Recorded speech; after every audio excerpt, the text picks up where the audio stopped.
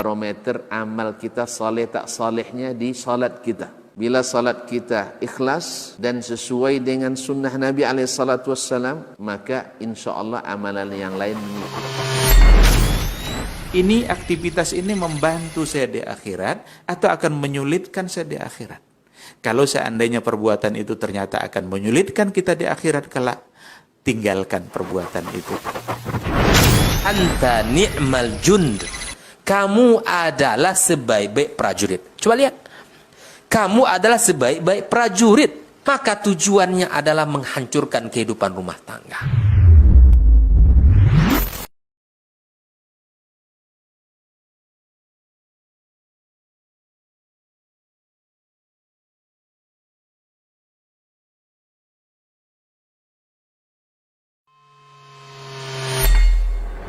Di para sahabat itu, kaum muslimin, yang terbayang bagi mereka itu adalah infak. Yang terbayang bagi mereka adalah sebuah kebahagiaan, keselamatan di akhirat yang kekal dan abadi di sisi Allah Tabaraka wa Ta'ala. Semua kita boleh klaim sekarang. Kamu cinta Nabi? Cinta Ustaz. Cinta Nabi? Cinta Ustaz. Termasuk saya. Cinta Nabi? Cinta. Kapan tahunya? Besok di akhirat. Maka apa kata Nabi sallallahu alaihi wasallam? Amalur rajuli biyadih. Penghasilan yang terbaik adalah pekerjaan yang dilakukan oleh seseorang dengan tangannya sendiri. Wa kullu bai'in mabrur. Dan setiap jual beli yang mabrur. Ini aktivitas ini membantu saya di akhirat atau akan menyulitkan saya di akhirat? Kalau seandainya perbuatan itu ternyata akan menyulitkan kita di akhirat kelak, tinggalkan perbuatan itu.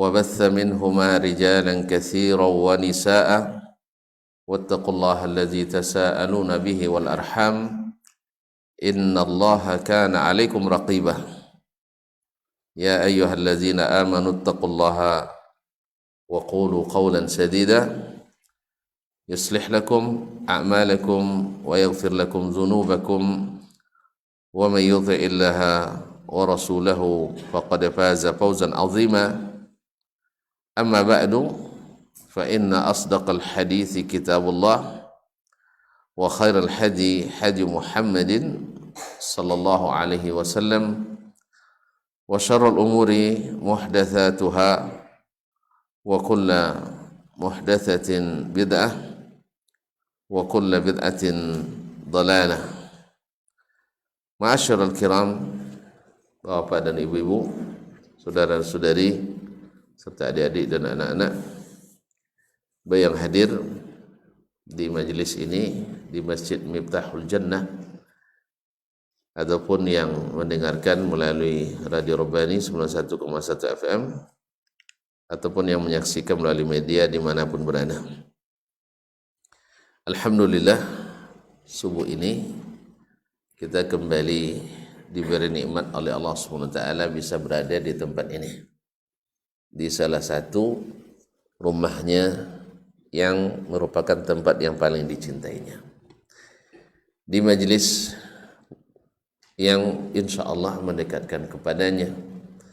Setelah kita sholat subuh berjamaah, kita juga berharap dan berdoa, kemudian kita duduk sementara sampai terbit matahari atau sampai selesai, insya Allah termasuk dalam majelis zikir yang mudah-mudahan mendatangkan as-sakinah war-rahmah dan para malaikat serta dibanggakan Allah di masyarakat kelas atas. Ma'asyarul kiram dirahmati Allah, oleh itu mari kita bersyukur kepadanya atas nikmat yang diberikannya. Semoga nikmat ini senantiasa bersama kita sampai akhir hayat kita nanti. Amin.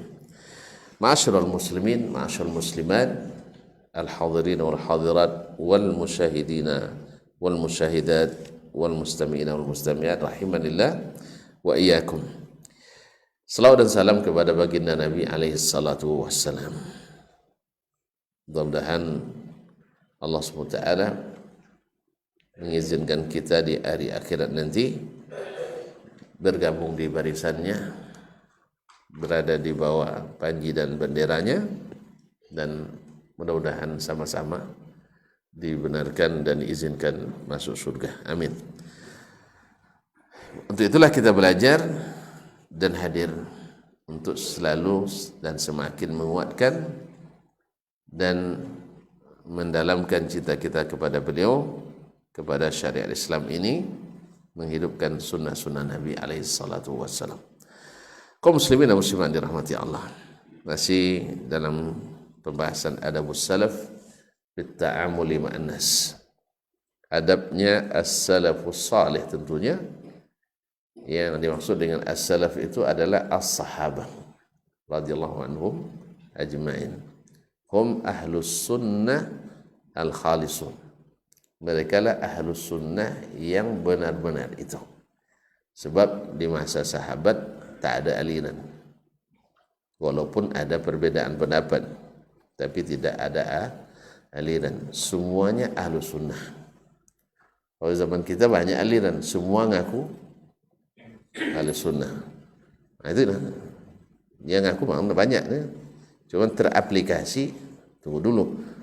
Nah, kalau secara teori mengatakan semua ahli sunnah, bahkan yang apa namanya, yang agak-agak anti sunnah juga ahli sunnah juga namanya kan. Ya. Yang tidak suka sunnah tapi ahli sunnah. Ya, suka nyampur-nyampur kan. Harusnya ahlu campur kan, ahlu sunnah. Ahlu campur gitu. Ala kulli hal, semuanya yang penting bagi kita adalah bukan klaim tetapi adalah bukti. Oleh itu mari kita belajar kembali bagaimana ahlus sunnah itu. Kalau dalam bab akidah banyak kita ngaji. Dalam bab ibadah alhamdulillah rajin kita meneliti atau mendalami. Dalam bab muamalat alhamdulillah sudah mulai giat kita untuk membersihkan muamalah kita. Cuman kadang ada juga kita lalai dikit tentang akhlak dan adab ini. Ya, karena adab mungkin sebagian mengira itu hanya seni yang bisa ditemukan sendiri. Padahal seperti kata Imam Ahmad bin Hanbal atau selainnya, bahwasanya yang sudah kita baca dalam muqaddimah kemarin, kami belajar adab 30 tahun namanya katanya, dan belajar ilmu hanya 20 tahun. Kita kepada sedikit adab lebih butuh daripada banyak ilmu. Dan sayang banyak di antara kita adalah berilmu dulu baru belajar adab. Sehingga kadang-kadang payah betul adab ini tidak usah belajar katanya. Yalah itu kaum muslimin. Dan itulah tingginya, padahal Nabi alaihissalam menyatakan bahwa yang paling mendekatkan diri kita kepada Allah, yang paling meninggikan derajat kita di sisinya setelah iman dengan kepada Allah dan Rasulnya adalah kemuliaan akhlak dan adab kita. Maka dulu as-salaf itu belajar adab dulu sebelum belajar ilmu. Mudah-mudahan kita tidak terlambat lah. Tidak terlambat ya. Alhamdulillah. Ma'asyarul kiram dirahmati Allah. Kemarin pada pertemuan pertama, bukan pertama, maksudnya adab yang pertama yang disebutkan dalam kitab ini adalah mereka tidak tidak ambisi mencari kesukaan manusia, tetapi yang dicari adalah ridha Allah tabaraka ta'ala. Sebab ridha manusia tak mungkin, tapi ridha Allah sangat mungkin. Bahkan kemarin disebutkan oleh penulis Hafizullah bahwasanya Musa dia mengadu ke Allah. Allah, ini orang banyak tidak suka sama saya kan. Padahal dia sebaik-baik Rasul kan, sebaik-baik manusia zamannya. Allah jawab, Musa, saya aja banyak tidak suka sama saya. Nah, ya, sama saja banyak yang tidak suka sama saya. Saya tidak ciptakan itu untuk diriku. Bagaimana pula aku berikan itu pada dirimu. Aku yang mencipta, aku memberi rezeki, aku yang menghidupkan, aku mematikan. Semuanya di tanganku. tak semua juga mencintaiku. Apalagi engkau. Oleh sebab itu tidak usah cari ridha manusia, tapi cari ridha Allah yang memang sangat mungkin. Oleh itu, ini yang pertama. Yang kedua, sebutkan oleh penulis sini, qala yaqbaluna al-haqqa mimman jaa bihi la yaltafituna ila qailih. Mereka selalu mau menerima kebenaran, bukan melihat kepada siapa yang mengatakannya. Ma'asyal kiram, dulu kafirnya orang kafir kepada para nabi dan rasul, selalu alasannya, kamu tidak pantas, kamu tidak layak, tidak lulus fit and proper test. Nabi kita Muhammad SAW kan juga mereka katakan, kenapa dia yang jadi, kenapa tidak cari yang lebih senior, lebih dewasa dari Mekah atau Taif yang jadi rasul. Ya orang yang tidak mau ya banyak alasannya lah. Kan orang tidak mau kan banyak alasannya. Kalau yang mau tidak perlu banyak alasan. Mau nikah, langsung ngangguk dia. Tapi kalau tidak mau, alasan banyak, nak sekolah, nak cari kerja, nak semuanya. Ya kan? Ini ketika mau belum nikah ini banyak alasan tidak mau. Tapi setelah mau, belum ditanya dan ngangguk dia. Jadi orang tidak mau itu banyak alasannya. Ya, Muhammad sallallahu Sayyiduna Muhammad sallallahu alaihi wasallam tidak ada yang lebih hebat dari dia. Tapi alasan orang itu tetap. Ada pula yang merasa, kok tidak malaikat aja yang diutus? Gitu ya. Nah, kalau diutus malaikat, mereka aku bertanya lagi, kok malaikat yang diutus? Akhirnya nanti bilang lagi, kenapa ada Allah langsung turun gitu. Oleh itu kaum muslimin yang tidak mau itu alasan banyak. Makanya as-salaf selalu, ya, as-salaf, as-sahaba radhiyallahu anhum, kan mereka baru disebut as-salaf setelah masuk Islam kan? Iya. Kan Abu Jahal kan tidak salaf namanya. Ustaz, Abu Jahal masuk generasi salaf. Syekh Iblis tidak masuk dia salaf, walaupun dihidup di masa as-salaf. Ini kalau ada yang bilang misalnya ini salafnya ini Fir'aun, salafnya Qarun, salafnya ini mengelabui istilah, ini bahaya nanti. Ya, karena ada istilah, ada makna bahasa. Lalu kalau makna bahasa, setiap yang dulu disebut salaf, betul Iblis juga lebih dulu dari kita, salaf juga nanti. Jadi bermain-main istilah seperti ini bisa memplesetkan makna. Ya, nanti orang mengira, oh Iblis ternyata generasi salaf juga, Abu Jahal generasi salaf juga, Qarun generasi salaf, Fir'aun juga generasi salaf juga, na'udzubillah. Jadi tolong jangan dikelabui istilah ini. Walaupun kita dengan bahasa memperhalus, tetapi memakai istilah-istilah ini berbahaya. Ma'asyiral kiram dirahmati Allah Subhanahu wa taala. Jadi yang masuk mereka generasi salaf setelah mereka menerima kebenaran. Betul? Dari siapa? Rasulullah SAW. Makanya masuklah Abu Bakar as-salaf, Umar as-salaf, Uthman as-salaf. Tapi Abu Jahal masuk? Ustaz? Enggak ya. Jadi kalau antum misalnya menyebut ana salafi kepada Abu Jahal, nisbatnya boleh? Boleh? Saya jawablah, bilang enggak atau iya, cepat kita. Ya. Waktu berlalu. Boleh? Ma'asyiral kiram dirahmati Allah.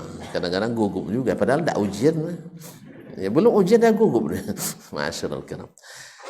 Jadi ketika mengitlakkan kalimat as-salaf itu generasi tertentu, orang-orang tertentu dengan sifat-sifat tertentu dan di masa tertentu. Masa adalah sebagian daripada kriteria itu. Masa hanya sebagian, bukan satu-satunya. Sehingga kalau kalian semua yang dahulu nanti gelar aliran sesat pun masuk salaf juga bagi kita. Tapi adalah orang yang tertentu dengan karakteristik tertentu, dengan sifat tertentu dan hidup di masa tertentu. Jelas ya? Alhamdulillah. Kalau jelas selesai gitu. Nah, jadi salaf mereka menerima kebenaran tanpa tanpa melihat siapa yang mengatakan. Asal tahu itu benar, siapapun yang mengatakan. Dan ini tidak bertentangan dengan selektivitas kita dalam menuntut ilmu. Tidak salah, tidak bertentangan. Jelas ya? Ini 40 dijah. Masuk dulu ke dalam biar jelas. Kalau tidak jelas juga setelah jelaskan oleh Syekh, nanti kita tambah jelas lagi. Oke. Baik, ini baru judul. Udah bilang jelaskan. Ustaz yang salah itu katanya. Belum jelaskan, sudah ditanya jelas atau belum? Oke, kita masuk dulu. Kalau tidak jelas nanti kasih tahu ya. Nah, kaum muslimin dan muslimat dirahmati Allah Subhanahu wa taala. Fahadha Mu'adz bin Jabal radhiyallahu anhu yusi Yazid bin Umairah wa kana min ashabi Mu'adz radhiyallahu anhu. Ini Mu'adz ibn Jabal. Tonton kenal kan Mu'adz kan? Mu'adz bin Jabal. Bilang tidak atau iya, gitu aja kau ayah. Hah? Tidak pernah dengar? Alhamdulillah cukuplah tuh. Ya sama, kita pernah dengar aja semuanya. Mu'adz ibn Jabal radhiyallahu anhu, sahabat yang pertama jadi duta ke Yaman untuk berdakwah, diutus langsung oleh baginda Rasulullah sallallahu alaihi wasallam, dan dapat predikat adalah afqahu atau a'lamun nasi bil halal wal haram, yang paling mengerti halal dan haram di zaman Nabi SAW. Tapi tak dibandingkan dengan Nabi, ya, salah paham pula ya dengan sahabat yang lain. Bukan berarti dia lebih hebat dari Abu Bakar dan Umar. Ini kadang-kadang kita kan udah baperan juga, berarti dia lebih hebat dari Abu Bakar. Bukan, ada kelebihan satu, tapi Abu Bakar punya kelebihan lebih dari itu. Jelas? Kok nanya jelas terus ini? Belum jelas lagi. Ma'asyiral kiram dirahmati. Nah, jadi ketika disebut kelebihannya afqah, bukan berarti dia lebih hebat dari yang lain, karena Allah berikan kelebihan ini pada Mu'adz, dan itu atas rekomendasi Rasulullah sallallahu alaihi wasallam, bahwa yang paling paham fikih halal dan haram menurut Nabi di antara sahabat adalah Mu'adz ibn Jabal radhiyallahu anhu. Beliau mati syahid di Ta'un Amwas ketika terjadi pandemi di tahun 17 dan 18 Hijriah, dengan jabatan terakhirnya adalah gubernur di Syam. Setelah Abu Ubaidah bin Jarrah ya wafat kena taun. Tahu taun ya? Tahu taun? Hah? Apa? Iya, wabah apa itu? Covid? Enggak. Apa namanya? Taun apa? Hah? Saya pun lupa namanya, gara-gara tengok antum lupa saya namanya. Ya, taib. Ini merupakan wabah juga, wabah yang terjadi di Syam. Nah, pertama gubernurnya Abu Ubaidah bin Jarrah. Akhirnya beliau wafat, digantikan oleh Mu'adz bin Jabal. Beliau pun syahid. Akhirnya dimutasilah Amr bin al-As yang waktu itu gubernur Mesir, dipindahkan ke Syam. Dan Masya Allah, Amr bin al-As kan termasuk salah satu dari 4 orang Arab super cerdas di masa Islam. Pernah dengar? Nganggu atau ngeleng gitu aja, kok bahaya betul sih. Pernah dengar kok diam aja gitu. Pernah dengar? Bilang gitu enggak ya. Yang jelas jangan ragu-ragu. Karena itu betul. Ya, 4 orang Arab paling super cerdas di masa Islam. Salah satunya adalah Amr ibn al-As radhiyallahu anhu. Kemudian kan tidak tahu tadi, bilang aja enggak. Nah, kedua Al-Mughirah ibn Syu'bah, kemudian Muawiyah bin Abi Sufyan, dan Ziyad ibn Abi. Hafalkan itu, cari nanti nama ini dalam sejarah biar antum tahu. Nah, Amr bin al-As radhiyallahu anhu orang super cerdas ya. Kelebihannya, masing-masing punya kelebihan. Kelebihan beliau ini adalah selalu dapat mencarikan solusi tepat dan cepat dalam waktu yang sangat singkat. Paham? Ini kan masalah pandemi dia. Walaupun bukan di bidang keahliannya, dia bukan ahli kesehatan, tapi dia bisa membuat keputusan. Dan alhamdulillah dengan taufik dari Allah selesai masalah, yaitu dengan melakukan social atau physical distancing. Jadi bukan penemuan antum itu, ya sudah lama. Dia melihat, saya melihat katanya penyakit ini pindah di saat kalian banyak berkerumun. Oleh sebab itu, maka pergilah kalian berpencar ke gunung-gunung, ke lembah-lembah, ke hutan-hutan, dan masing-masing kelompok tidak boleh lebih dari 5 orang. Ada yang protes, sahabat pula yang protes. Nah, coba bayangkan, sahabat juga protes. Jadi kalau ada yang protes, jangan marah yang protes, enggak. Biasa itu. Cuman jangan diseriusi protes itu. Seperti Amr juga tidak serius itu. Apa dia bilang? Namanya Abu Ma'bad kalau saya tidak salah, dia bilang, ya Amru, saya sudah masuk Islam dengan Rasulullah, kamu masih lebih bodoh daripada keledai ayahmu, katanya. Paham maksudnya? Bilang aja enggak. Biasa jelaskan. Maksudnya adalah kamu belum masuk Islam lagi. Kalau belum masuk Islam kan lebih bodoh dari keledai ayahmu. Siapa yang bilang? Allah tabaraka ta'ala. Ulaika kal an'ami bal hum adall. Nah. Ini harus jelaskan satu-satu nampaknya nih ya. Jadi apa kata? Jadi kenapa? Kalau berpencar berarti kan kita tidak percaya dengan takdir. Itulah tafsirnya lebih kurang. Ya kan, tidak percaya dengan takdir. Seperti banyak yang hari ini protes masalah itu kan. Apa pula sholat dijarak-jarakkan gitu ya? Ada enggak? Sini ada juga? Hah? Ngaku aja lah. Tidak ada, alhamdulillah. Kebanyakan protes itu.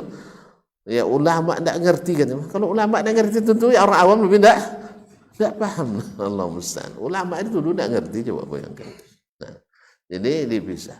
Kalau sudah berpencar ke gunung-gunung, ke lembah-lembah, ke hutan-hutan, artinya apa?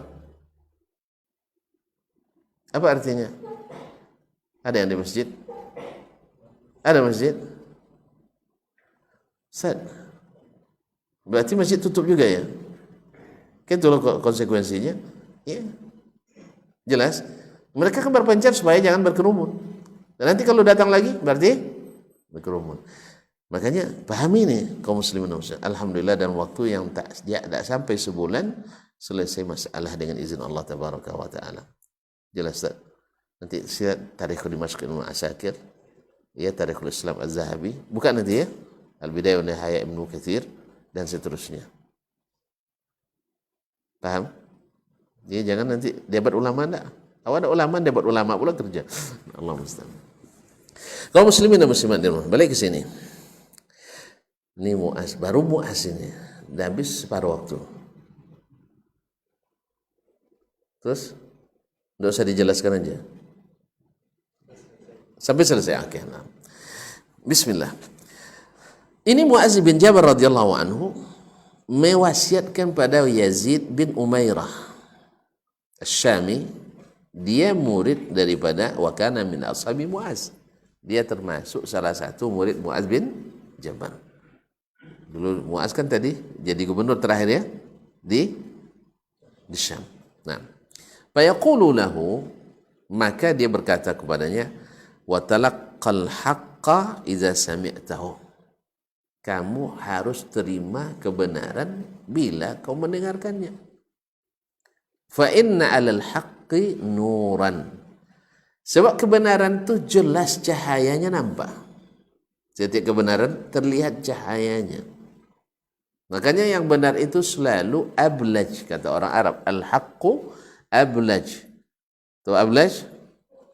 Terang, jelas, tegas. Wal batilu lajlaj. Al-haqqu ablaj wal batilu lajlaj. Itu jadi tamsil Arab itu. Kebenaran itu jelas, lurus, tidak kelo-kelo. Tapi kalau sudah mulai begini-begini cara bicaranya, itu tanda ada sesuatu kebatilan yang disembunyikan. Kalau kebenaran kan jelas. Apa hukumnya? Ini. Apa dalilnya? Qala Allah, qala Rasulullah SAW. Kalau yang kebatilan tidak. Memang ada ayatnya, memang ada hadisnya. Cuma maknanya bukan itu. Apa maknanya? Ini. Di mana dapat? Menurut saya, bukan menurut hadis. Nah, itu udah mulai belok-belok tuh. Agama tidak boleh pahami lurus-lurus aja, harus pandai masuk-masuk gang dikit. Padahal Nabi bilang, ini jalanku yang lurus, ikuti. Jangan masuk gang. Antum suruh masuk gang. Jadi kalau nak benar agama kita harus pandai-pandai dikit. Kalau Nabi tidak bilang pandai-pandai, harus pandai dan lurus. Jelas Ustaz ya? Nah, kebenaran itu nampak cahayanya.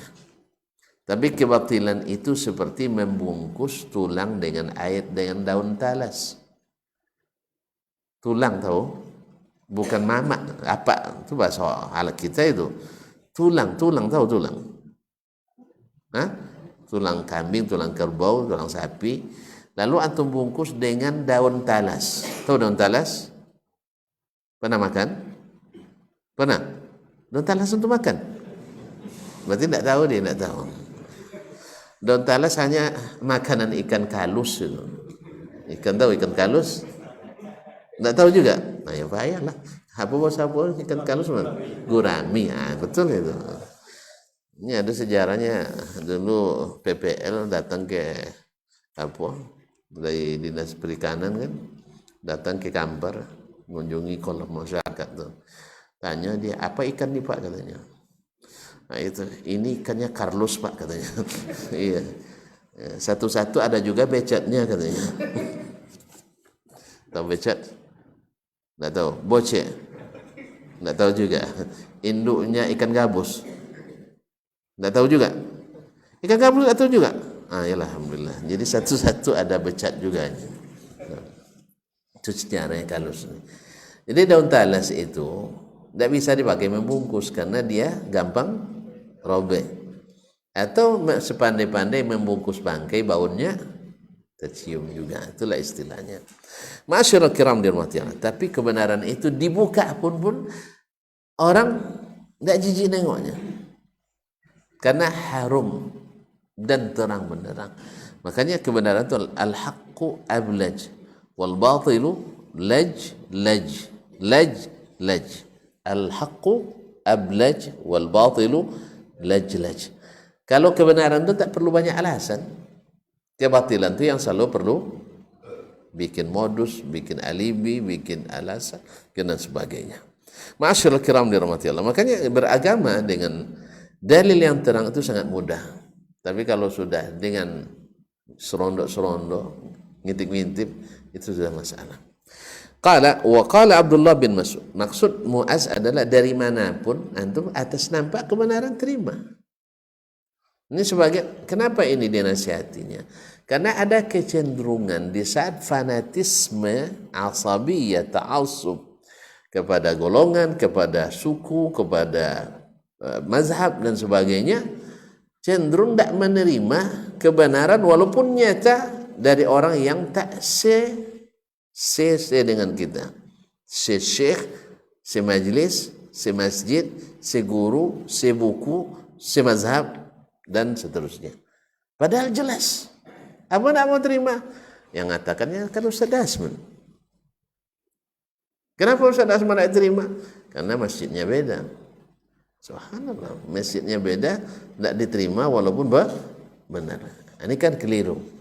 Ini kan keliru. Jelas ya? Nah, memang pernah terjadi. Dengan saya sendiri pernah terjadi. Ada seorang pengurus ngirim pertanyaan jemaah. Soalnya ada jemaah bertanya. Saya jawab dengan rinci dalilnya. Lalu di forwardnya ke orang ini yang bertanya. Dah yakin dia dengan kebenaran isinya, tapi terakhir dia nanya, ini siapa yang jawab? Ini Pak katanya. Dia bilang ini Dr. Dasman katanya. Oh, yang lain lah Pak katanya. Yang lain lah. Kenapa yang lain? Ya kan Ustaz Dasman ada masalahnya. Ada masalah. Apa masalah?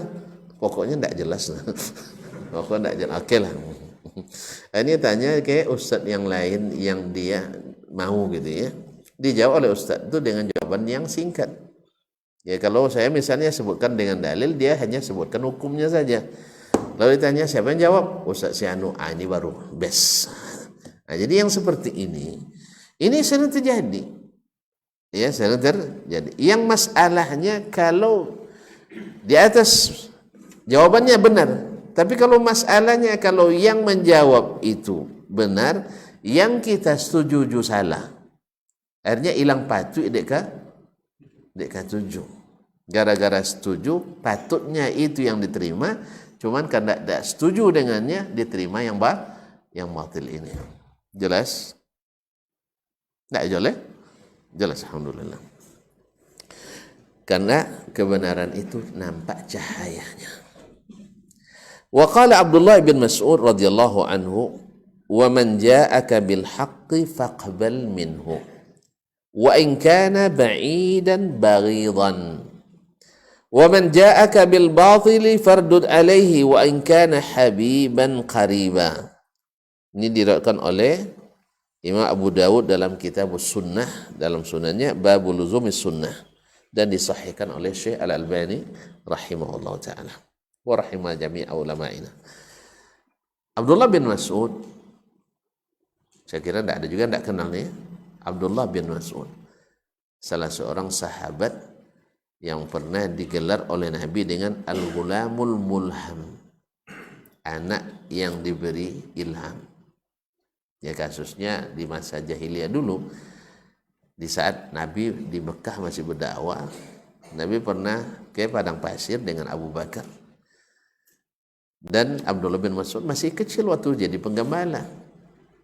Lalu sampai bertemu di padang pasir itu, dia nggak tahu ini Rasulullah, dia belum tahu ini Rasulullah sallallahu alaihi wasallam. Lalu biasanya orang Arab kalau orang musafir boleh minta minum air susu kambingnya gratis. Itu sudah maklum itu. Ini budaya yang patut dilestarikan dan diteruskan oleh mereka sampai hari ini. Jadi siapapun musafir kalau minta air susu selalu diberi gratis itu di jalan. Kalau sedang musafir ya. Kalau di pasar lain hukumnya. Di pasar lain, ini musafir nih. Di tudang pasir. Artinya walaupun pemiliknya nggak ada, penggembala aja yang ada, itu sudah otomatis diberi. Maka diberilah Nabi dan Abu Bakar itu minum oleh Abdullah bin Mas'ud karena ini musafir, diminta.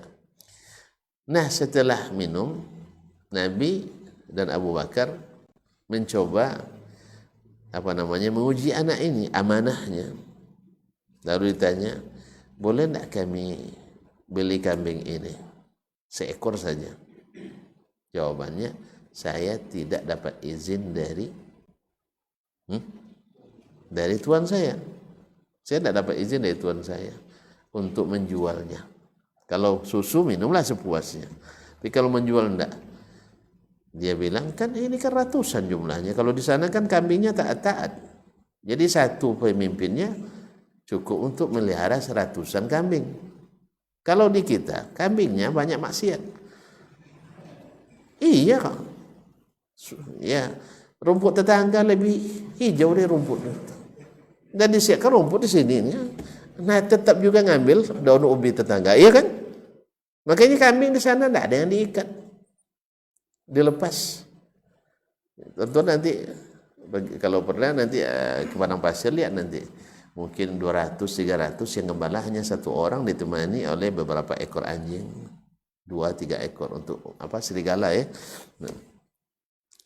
Kalau kita seekor anjing 3 orang yang jaganya, seekor kambing 3 orang membeli gembalanya, ya kan?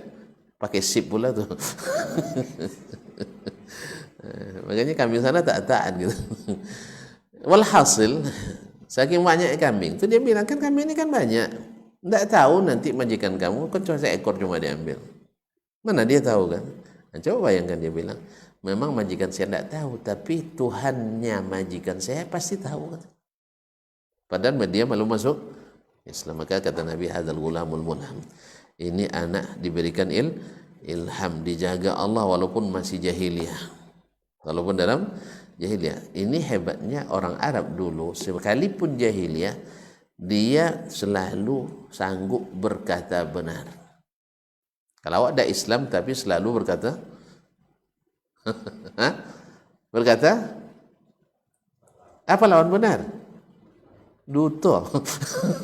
Nah, kalau kita gampang duto, padahal ngaku orang anak khairul muslimin, ya, saya orang sebaik-baik orang Islam. Arab jahiliyah dulu, makanya semboyan hidupnya al-waktu kasih. Waktu itu seperti pedang. Pedang itu para pemberani. Makanya mereka sekalipun dia misalnya dia yang bunuh tuh, dia yang curi, ketemu sama pemiliknya, kamu yang bunuh anak ayah saya, ya saya, kamu mau apa? Berani dia. Kalau kita enggak kan, oh enggak, itu si anu. Akhirnya ketemu dia juga rupanya. Nah, jadi orang Arab itu pemberani memang, jujur. Ya, makanya Abu Sufyan ketika bertemu dengan Heraklius, tidak mampu dia berdusta untuk menjatuhkan Nabi SAW karena takut nanti terhitung berdusta. Allah musta'an. Masyaallah kiram. Jadi Abdullah bin Mas'ud dia bilang, kalau majikan saya tidak tahu, Tuhan majikan saya di mana? Pasti tahu. Baik. Ini baru 2 baris. Apa katanya Abdullah? Supaya tahu siapa Abdullah bin Mas'ud ini. Itu maksud saya itu. Karena nilai perkataan kan tergantung nilai orangnya. Iya kan? Betul Ustaz? Ya, antum mau mendengarkan ceramah ini karena antum merasa saya ada nilai sedikit kan itu. Betul kan? Kalau tidak mana antum mau subuh-subuh datang jauh-jauh sini karena ada nilai. Nah, sekarang Abdullah bin Mas'ud kalau kita nggak kenal orangnya, ya dia nggak angin lalu aja. Makanya kita harus juga mengenal orang-orang yang semakin mengenal Allah, mengenal Rasulullah SAW, maka perkataan Allah dan Rasul selalu semakin bernilai di hatinya. Dan dia tak akan mau bandingkan dengan perkataan Syekh Fulan, Wali Fulan, Imam Fulan, enggak. Karena perkataan Allah dan Rasul itu lebih tinggi dari segalanya. Nah sekarang kita juga perkataan sahabat jauh lebih tinggi dari perkataan kita sendiri. Makanya itu maksudnya menjelaskan tadi. Apa berkata Abdullah bin Mas'ud? Beliau adalah faqihnya sahabat di Kufah waktu itu. Ya, beliau lama di Kufah dan beliaulah menjadi rujukan fatwa untuk di Irak pada masanya. Kalau Abdullah bin Mas'ud, "Menja'aka bil haqqi faqbal minhu." Siapapun yang datang kepadamu bawa kebenaran, terima daripadanya. Wa in kana ba'idan baghidan, sekalipun orangnya tidak dekat dengan kamu, jauh dengannya dan kamu benci orangnya. Sekalipun orang itu kamu jauhi dan orang yang kamu benci. Terima kebenaran. Tidak boleh menolak kebenaran karena orangnya kita benci atau jauh dari kita. Nah, wa man ja'aka bil batil, tapi siapa yang datang kepadamu bawa kebatilan, fardud alaihi, tolak. Wa in kana habiban qariba, sekalipun dia orang yang kita cintai dan dekat. Artinya apa?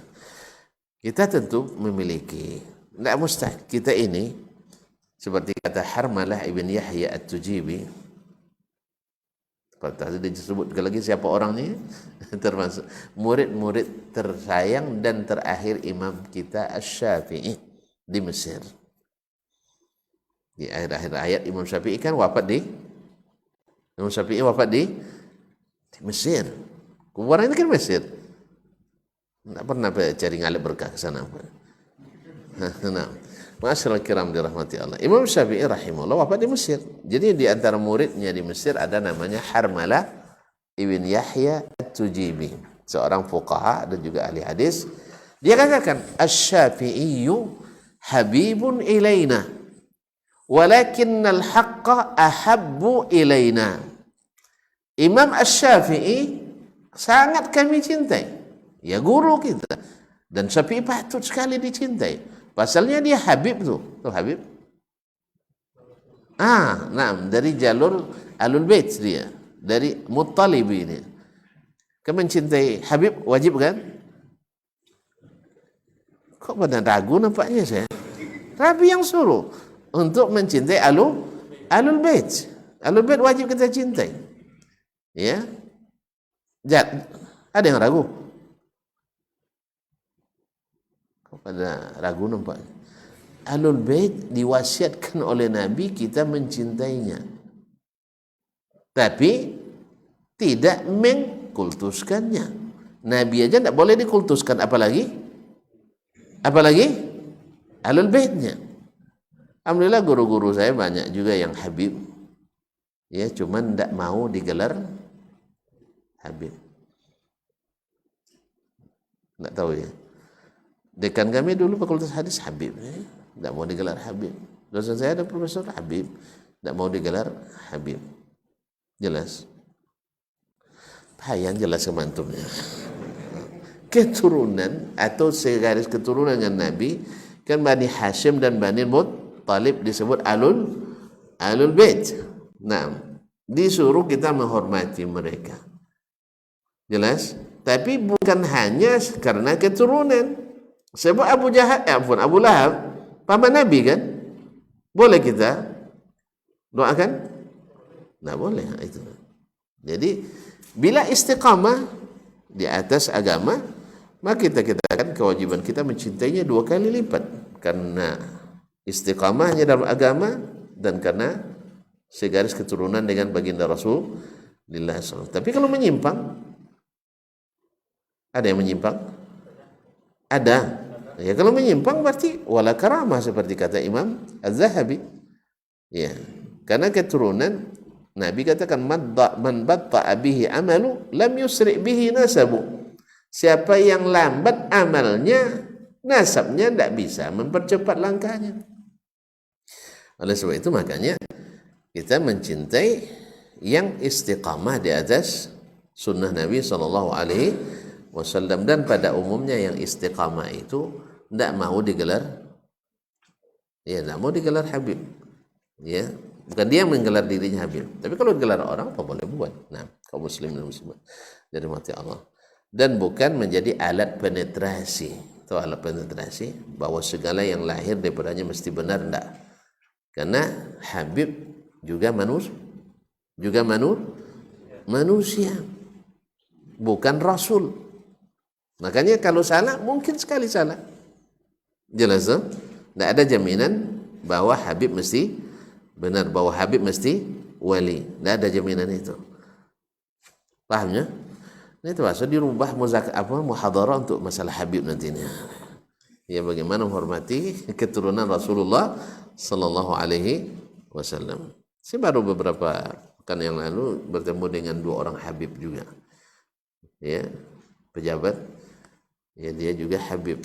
Dia jelaskan ini silsilah keturunannya. Kalau gitu saya panggil Habib ya, saya cium keningnya. Tidak mau dia. Kami tidak mau digelar Habib. Karena ini tidak ada dasar hukumnya dalam sunnah Nabi Sallallahu Alaihi Wasallam. Hanya ya sebagian orang, sebagian manusia di zaman ini menggelarnya dengan gelar Habib. Kalau dasar sunnahnya nggak ada. Nah, wallahu ta'ala. Ala kulli hal. Nah. Kemudian siapa yang datang kepadamu membawa kebenaran, kemudian kan ada cahaya yang tadi jelas kan? Kalau tidak jelas berarti belum pasti benarnya itu. Tapi kalau sudah pasti benarnya, kita terima, walaupun dari orang yang kita benci dan orang yang kita jauhi. Sebaliknya, bila itu kesalahan dan kebatilan, wajib ditolak, walaupun dari orang yang dekat dan kita senangi dan cintai. Ini yang berat nusia. Tapi Harmalah bin Yahya tadi mengatakan, Asy-Syafi'i habibun ilaina. Asy-Syafi'i kami cintai. Walakinnal haqqa ahabbu ilaina. Tapi kebenaran lebih kami cintai. Ini maknanya. Jadi kebenaran lebih kami cintai. Jangan gara-gara karena dia ustadz idola kita, semua yang dikatakannya seperti perkataan Nabi. Nah, tidak boleh. Sebaliknya, ya, jangan gara-gara dia sangat kita benci, walaupun yang dibacanya Al-Quran dan hadis Nabi, ijma' ulama dalam masalah itu kita tolak.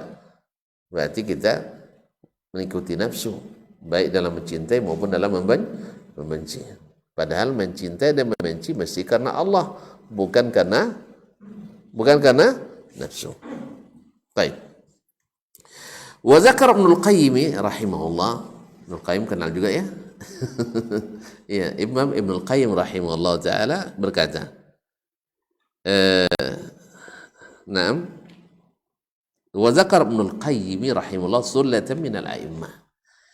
Imam Ibnul Qayyim menyebutkan beberapa atau banyak imam Sahl bin Abdullah At-Tustari, seperti Sahal ibn Abdullah At-Tustari, seorang imam ahli ibadah dan zuhud di masanya. Wa Abi Talib al-Makki, Abu Talib al-Makki juga seorang zuhud dan ulama serta ahli ibadah. Wal Junaid ibn Muhammad al-Baghdadi juga seorang alim dan juga ahli ibadah. Wa Abi Utsman an-Nisaburi juga sama. Ini nama-nama besar semuanya. Artinya orang ulama rabbaniyin, ulama yang teraplikasi amalannya sinkron dengan ilmunya. Dan banyak. Wa Yahya bin Mu'adz ar-Razi, Yahya bin Mu'adz ar-Razi, wa Abi Sulaiman ad-Darani. Naam, wa Aun bin Abdullah, Aun bin Abdullah al-Basri, wa ghairahum, dan selain mereka. Thumma qala, ya, setelah disebutkan sejumlah orang ulama-ulama besar rabbaniyin, lalu dia mengatakan wasadiquz zaki, orang yang benar dan cerdas, ya, sadiq, benar dia dalam beragama. Ya'khudhu min kullim minhum ma indahu minal haqq, mengambil dari setiap mereka kebenaran yang ada, ya, mengambil dari imam-imam tadi yang benarnya. Kalau kita orang jadi orang benar, kalau mau jadi orang cerdas dan benar, bukan mengikuti secara buta, fanatis buta kepada mereka, tapi ambil yang benarnya dan tinggalkan yang salahnya. Oh, mereka orang hebat, betul. Karena mereka kalau tahu mereka itu salah, lalu mereka tetap juga laksanakan, mereka tak akan jadi orang hebat seperti itu. Karena orang yang Allah mengangkat derajat mereka itu karena Allah tahu kebenaran niat mereka. Cuman mereka tersalah. Nah, tersalah karena tidak disengaja, kan tak berdosa, nah? Ustaz, salah tak disengaja berdosa? Enggak tahu. Iya, tahu pun tapi salah. Antum minum waktu puasa, tahu enggak itu batal ke puasa? Dengar baik-baik dulu. Ada yang enggak tahu bahwa minum di siang Ramadan batal ke puasa? Ada yang enggak tahu? Masya Allah. Ini puasa dah dekat nih. Minum di siang Ramadan batal puasa pun enggak? Ada yang enggak tahu? Coba tunjuk tangan. Taib. Lalu syekh ini siang-siang pulang kerja, ambil air, tuang dari kulkas, minum dia. Dia enggak tahu atau salah ini?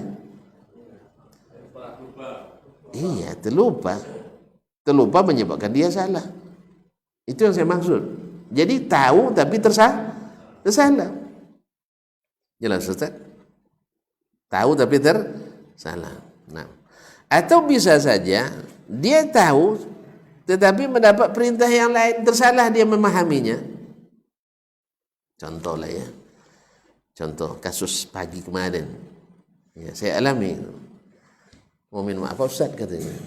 Saya bilang mau teh campur. Itu pernah dengar teh campur? Kan enggak kan? Teh campur pernah dengar istilah ini? Baru ini kan? Nah, makanya salah saya sendiri kenapa tidak jelaskan. Saya bilang teh campur. Dia tidak nanya gitu. Dia tidak nanya, dibuatnya teh telur. Awak bilang teh campur, bilangnya teh telur. Ijtihad sendiri dia.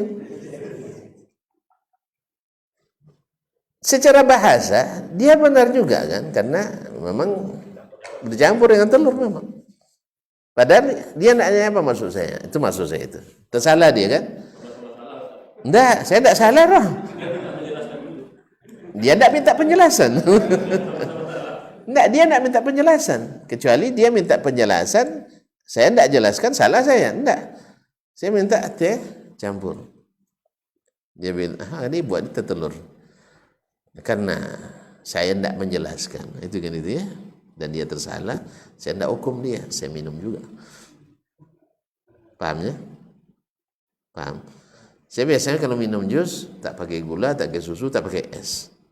Tapi lupa kadang-kadang menyampaikannya, minta yang original, gitu aja. Lupa bilang tanpa es. Kan karena jus tanpa es kan jadi ju dia. Nah, akhirnya lupa, akhirnya dibuatnya es. Saya yang salah, ya. Ini saya juga tidak hukum. Itu artinya tersalah, itu biasa. Salah itu ada beberapa sebab, diantaranya terlupa dan ada yang akibat salah paham. Jadi ambil sekarang teh campur, maksudnya apa payahnya teh perenjak dicampur dengan teh bendera, dah teh campur namanya.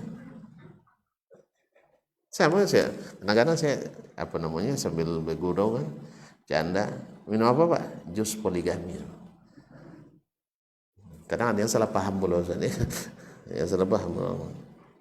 Jus poligami tidak tahu. Baru tahu juga makanya. Antum begini makan di Wong Solo ada nanti itu jus poligami. Ya, promosi pula ya. Tapi dijawab bukan di sini. Sini saya tidak tahu.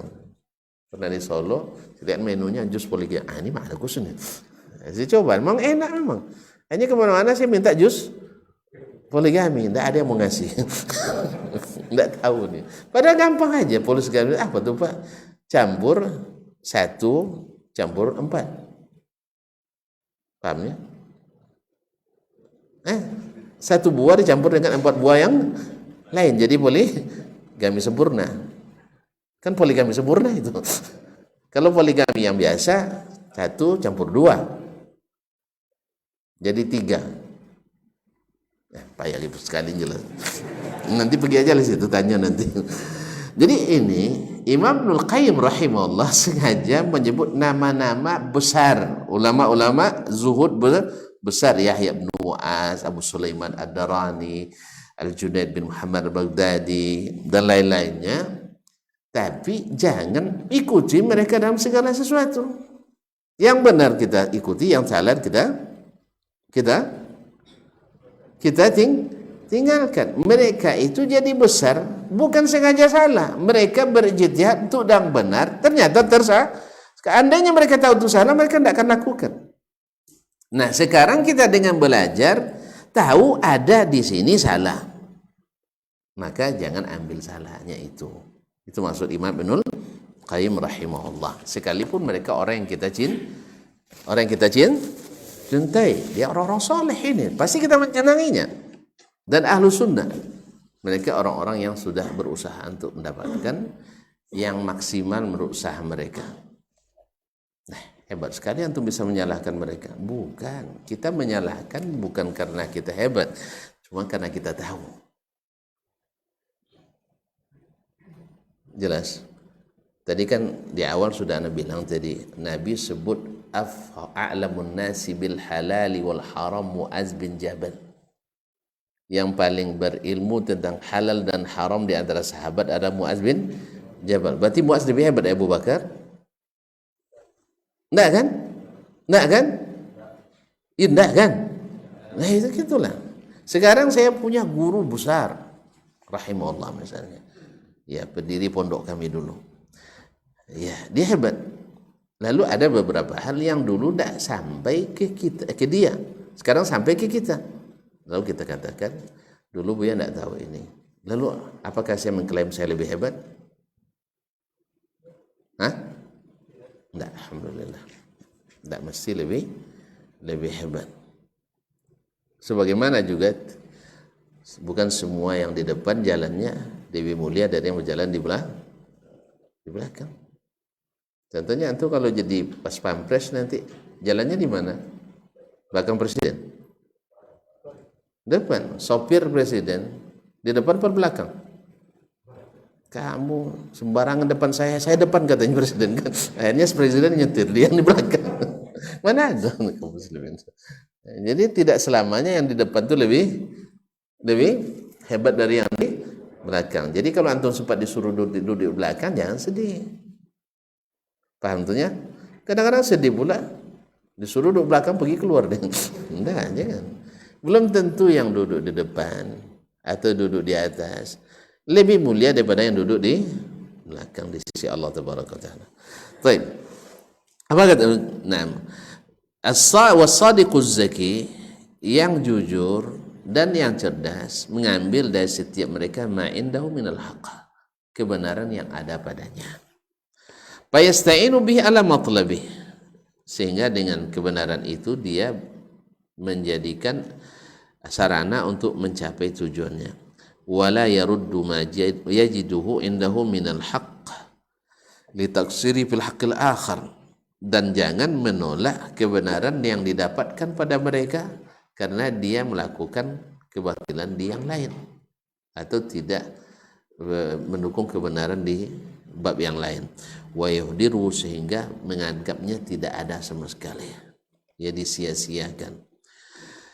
Fal kamalul mutlaqu lillahi rabbil alamin, karena kesempurnaan yang mutlak itu hanya milik Allah tabaraka wa taala. Naam, wa ma minal ubadi illa lahu maqamun ma'lum, wa ma minal ibadi illa lahu maqamun ma'lum, dan tidak ada hamba itu kecuali mesti ada kedudukan yang tertentu untuknya. Ada, ya, dia tinggi di bab ini, tapi di bab lain mungkin tidak setinggi itu. Jelas, no? Nah, jadi kesempurnaan mutlak itu hanya milik Allah. Artinya seperti perkataan ulama lain pula ketika mengatakan man rama sahiban bila aibin lam yadum lahu sahibun. Siapa yang nak cari sahabat tanpa ada kekurangan, dia takkan pernah punya sahabat seorang pun. Terlebih kurang. Siapa yang nak berguru tanpa ada kesalahan, dia takkan pernah berguru sepanjang hidupnya. Karena selain Rasulullah SAW, berkata Imam Malik, kullun yu'khadhu min qawlihi yurad illa sahib hadzal qabr, illa sahib hadzal qabr. Semua orang itu ada yang diterima perkataannya dan ada yang ditolak kecuali yang ada di kuburan itu. Imam Malik kan dulu beginilah lebih kurang. Masjid Nabawi di zaman Nabi itu ya sebesar inilah lebih kurang, lebih sedikit lah, ya, yang ada sajadah putihnya kalau di Raudhah itu. Itulah Masjid Nabawi zaman Nabi alaihissalam. Nah, begini Imam Malik ngajar di Raudhah itu dulu, di Masjid Nabawi. Nah, di sebelah kanan situ tuh, di luar masjid, makam Rasulullah sallallahu alaihi wasallam. Makanya haibahnya hadis itu di mata Imam Malik terlihat. Apa sebab? Karena di situ ada Rasulullah sallallahu alaihi wasallam. Masya Allah, tabarakallah. Mereka Imam Malik itu kalau nak menyampaikan hadis tidak pernah dalam keadaan menyandar. Bila kalau sedang menyandar, kalau ada yang bilang hadis, dia duduk ya seperti duduknya anak SD kita lah. Nah, kemudian kalau ada majelis hadis, beliau nak menyampaikan hadis, beliau selalu berwuduk dulu dalam keadaan suci karena menta'zim hadis Rasulullah sallallahu alaihi wasallam. Tapi jangan salah paham, dari sisi fikih kan tak wajib tu dah. Kan tak wajib dah. Tetapi dari sisi ibadah, dari sisi amal, Allah suka pada orang yang selalu dalam keadaan suci. Nah, masyaallah, jangan bilang pula bid'ah pula Imam Malik nanti. Tidak. Allah suka hambanya dalam keadaan suci. Nah, ma'asyiral kiram dirahmati Allah. Jelas ya? Jadi disebutkannya, ini kan ulama-ulama zuhud besar ini. Tapi apakah karena mereka orang zuhud, ahli ibadah, otomatis semua diterima? Tidak. Kata Imam Ibnul Qayyim, yang benar diterima, ya, yang tidak, ya mohon maaf. Cinta itu tidak membuat kita buta. Tidak ada cinta buta dalam kita. Kita cinta melek. Ya, seperti kata Harmalah tadi, Syafi'i kami cintai, tapi kebenaran lebih kami cintai. Sehingga tidak ada lagi yang namanya fanatis kepada alim, kepada syekh, kepada wali, kecuali hanya kepada Nabi Muhammad sallallahu alaihi wasallam. Sehingga ringan kita beragama ini, ringan, dan ini akan memangkas banyak sekali pertentangan di antara kita. Tapi kalau antum tetap misalnya ambil Syekh Yahya bin Mu'adz Razi, kenapa antum suka dengan dia? Masya Allah, ucapannya selalu begini, ya, meneduhkan. Antum, saya enggak, Abu Sulaiman Ad-Darani aja saya. Apa sebab? Dia itu kalau bicara tegas, nah, gitu kan, menggelegar misalnya.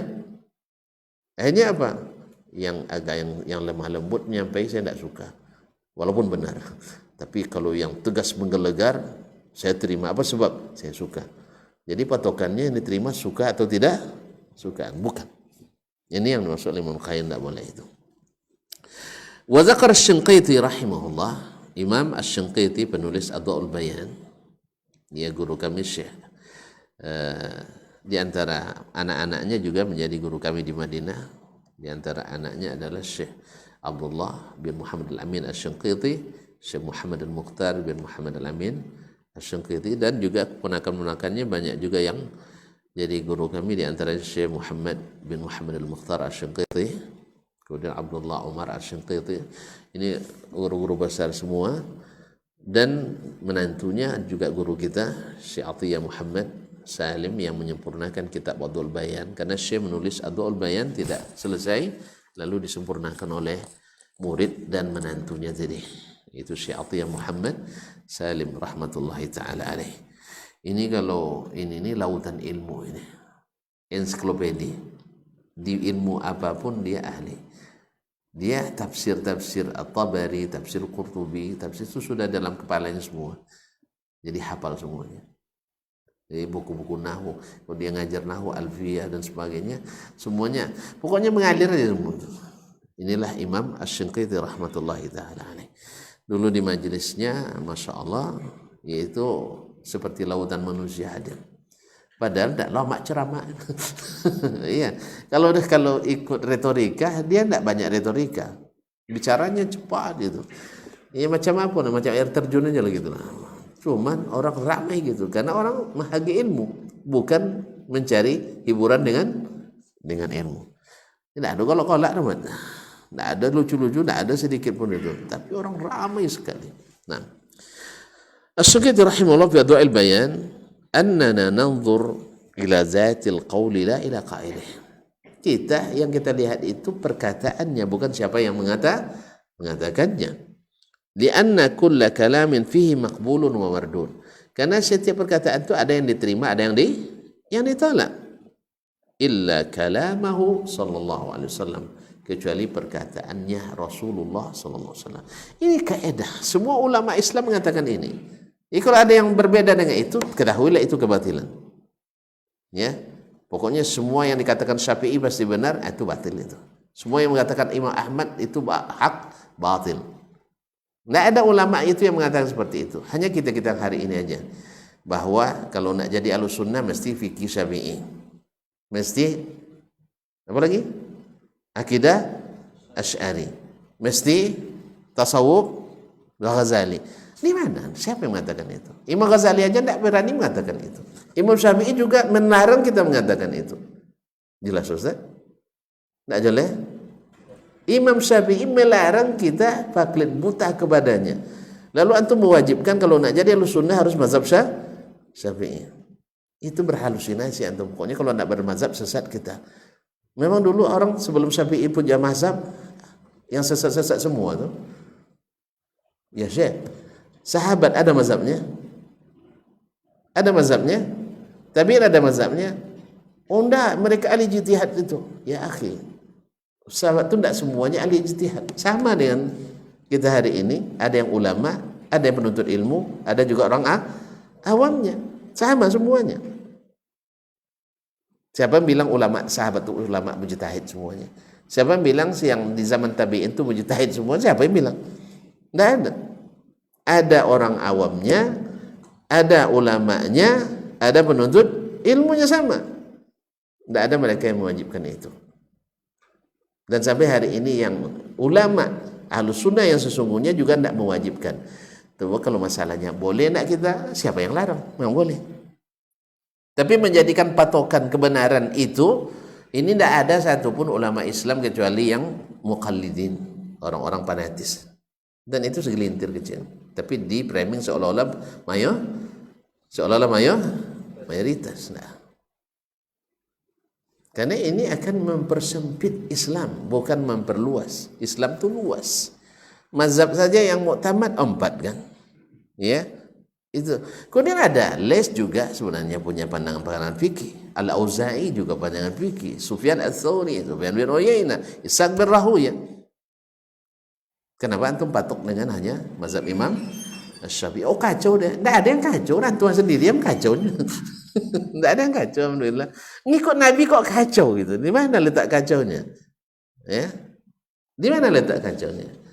Dapat hadis 1 diamalkan, dapat 2 diamalkan, lalu didakwakan. Tapi kalau antum nak jadi mufti, nak jadi ahli fatwa, ya memanglah harus mujtahid dulu.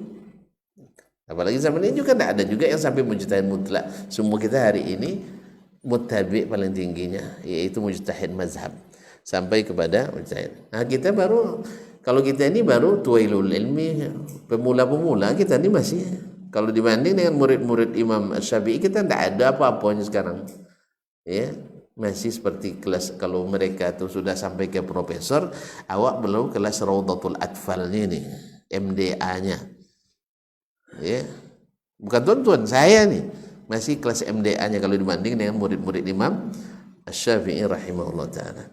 Intinya kita ini orang awamnya kalau di masa itu. Dia seberani mengatakan, kata Imam Az-Zahabi ketika bicara tentang hafiz-hafiz di zaman Imam Al-Bukhari, apa yang dia bilang?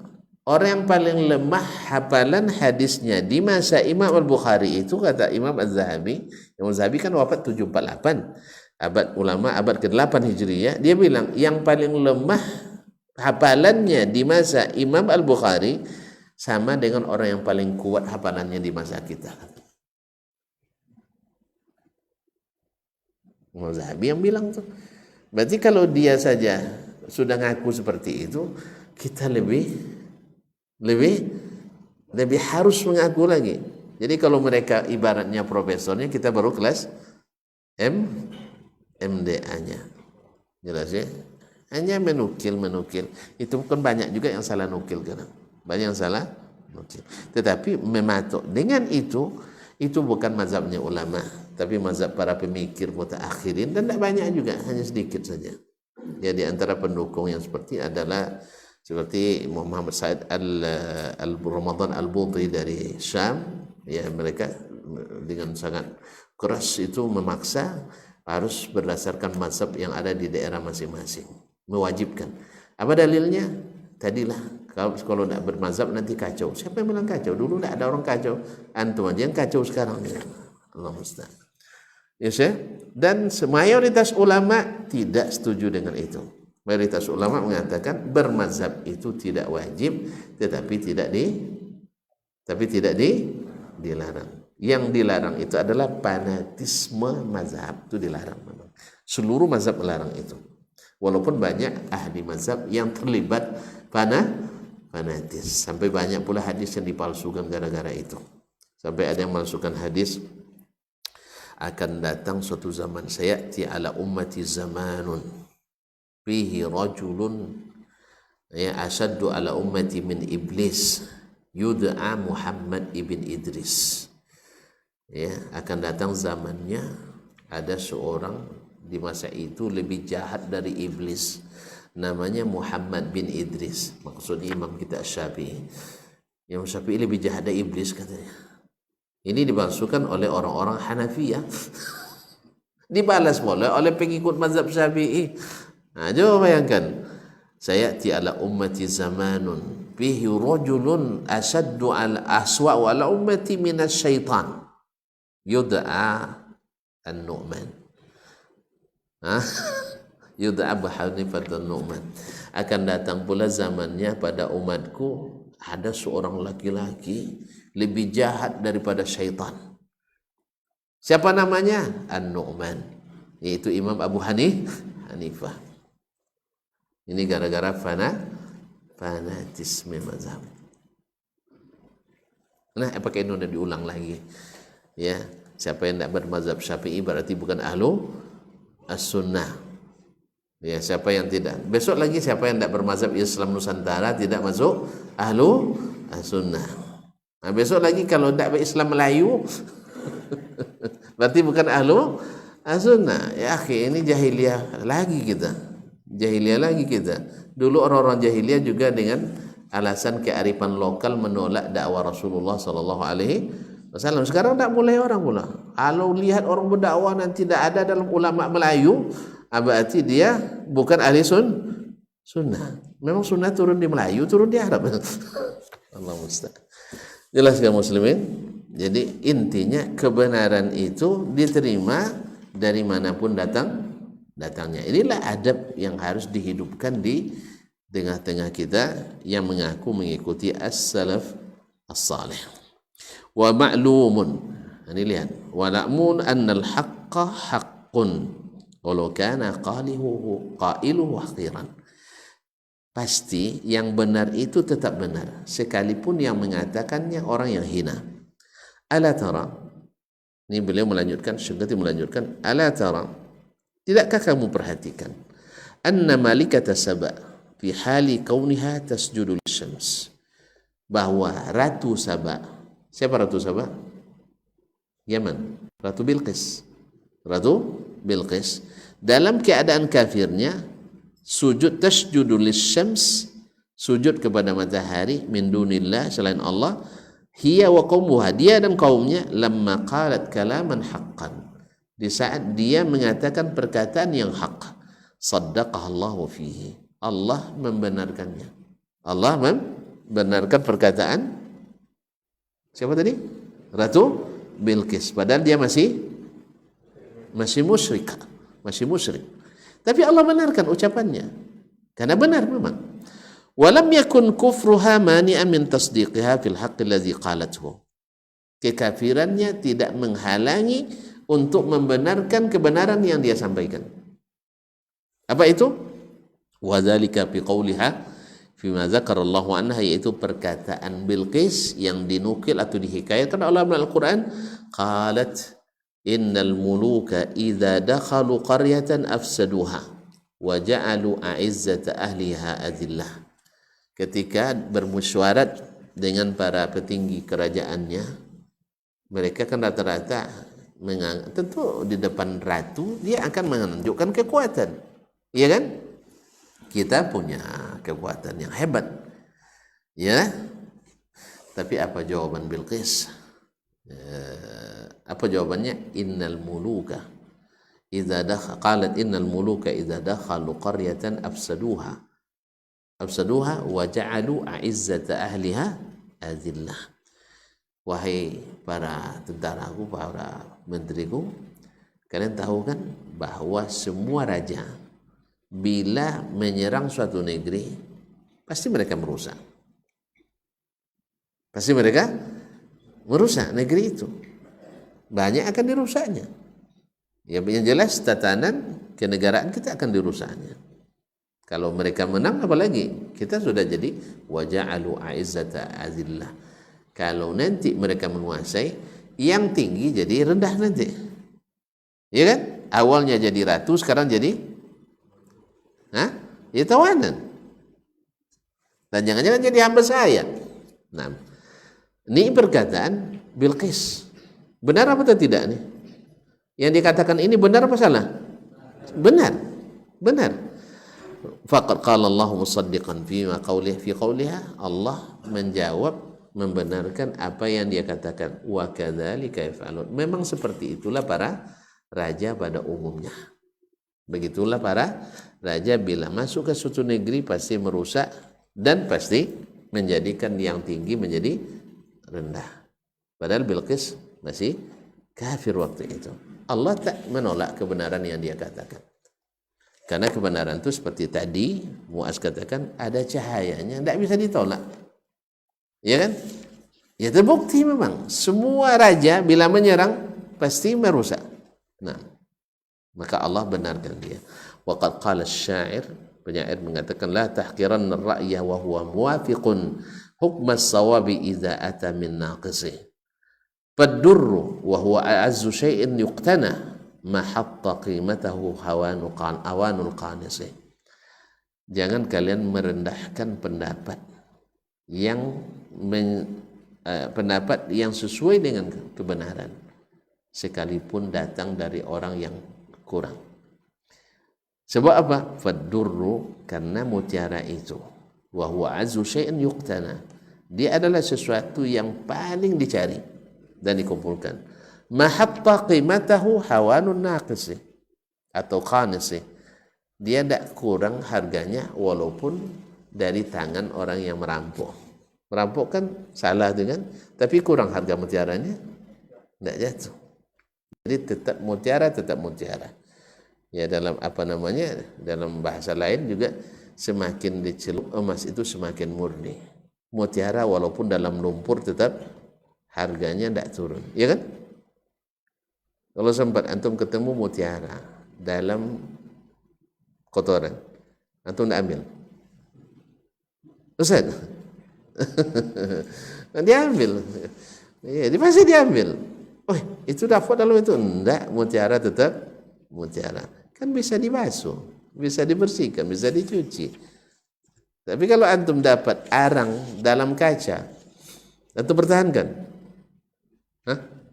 Arang, batu, kayu bakau, ketemu dalam kaca kristal, antum buang kristalnya? Atau kaca, apa namanya, antum biarkan aja arang di dalamnya? Arang dalam kristal. Ya Allah, udah ngantuk nampaknya lah, kita cukuplah sampai di sini dong. Nah. Jadi yang berharga tetap berharga dimanapun tempatnya. Jelas? Oleh sebab itu al-haq itu sesuatu yang paling berharga. Maka ambil dimanapun antum dapatkan, sekalipun dari orang yang rendah martabatnya, orang yang tak dinilai jati dirinya. Dan tadi sudah sebutkan juga, sekalipun dari orang yang tidak kita sukai.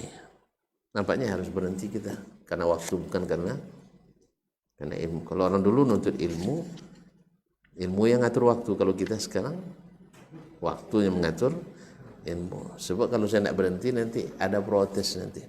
Besok jangan, ya, subuh tidak usah lama sekali. Ya, masukkan nanti ke pengurus kan. Atau nanti ya kurangin aja dulu. Nah, kita cukup sampai di sini dulu. Kita sambung lagi pada pertemuan insyaallah. Tidak lama lagi, sebulan lagi. Tidak sampai sebulan ya. Di Senin maghrib pekan ketiga insyaallah. Semoga tidak musafir. Ini ada cacat musafirnya juga nampaknya. Doakan aja lah semoga tidak. Wallahu ta'ala alam wa sallallahu ala nabiyyina Muhammad wa sallam. Terima kasih dan maaf sekali. Kita sudahi dengan kafaratul majlis. Subhanakallahumma bihamdik, asyhadu an la ilaha illa anta, astaghfiruka wa atubu ilaik. Wassalamualaikum warahmatullahi wabarakatuh.